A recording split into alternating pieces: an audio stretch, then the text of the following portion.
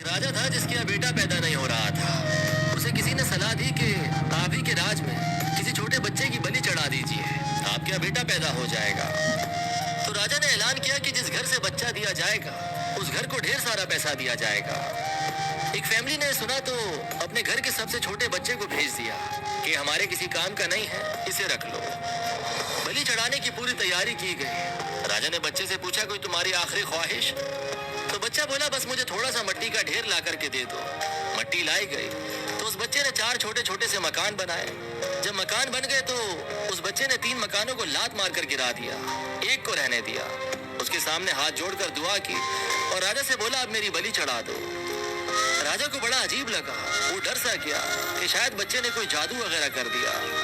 उसने बच्चे से पूछा, है तूने क्या किया?